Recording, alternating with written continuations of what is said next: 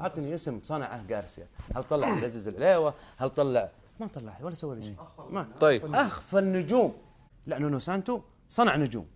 سعد الدوسري، هو سعد الدوسري اللي سجل هدف حق اسيا اللي كان معاه جاروديب، صنع لاعب. ما متى شفنا سعد ناصر او ناصر الدوسري؟ متى شفناه مع جاروديب، صح ولا لا؟ عندما تصنع النجوم وتحافظ على الهويه والثبات العناصري، اقول هذا مدرب جيد. طيب. هذا المقياس. صنع مران. معلش هذا المقياس. صنع مران.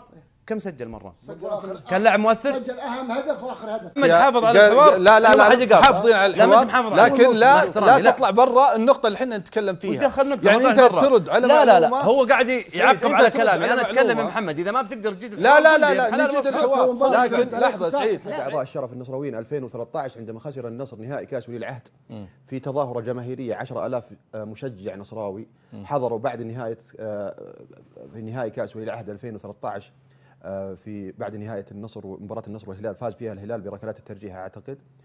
اليوم الثاني كان فيه تمرين مفتوح في ملعب الرمز رحمة الله عليه، أنا كنت موجود، حضر لا يقل عن 10,000 مشجع.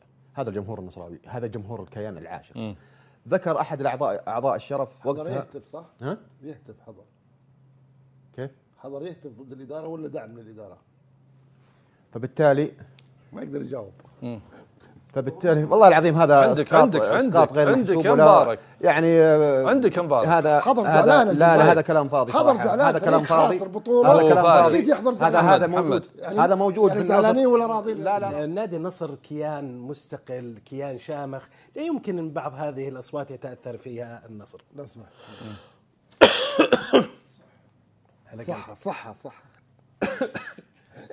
بالنسبه للموضوع الاخر كاميرا واو. طيب صح. هدافين كاميرا واحد. انا قلت بندر لا بندر. لا محمد لازم ارد عليه. هذا الرجال اليوم صديق طولها شوي، والله طولها. الحلقة بإذن الله بتكون الحلقة الأخيرة لهذا الموسم، وإن شاء الله نشاهدكم الموسم القادم ونحن في صحة وعافية. نهاية الحلقة محمد الجليحي يودعكم على أمل لقاء بكم في حلقة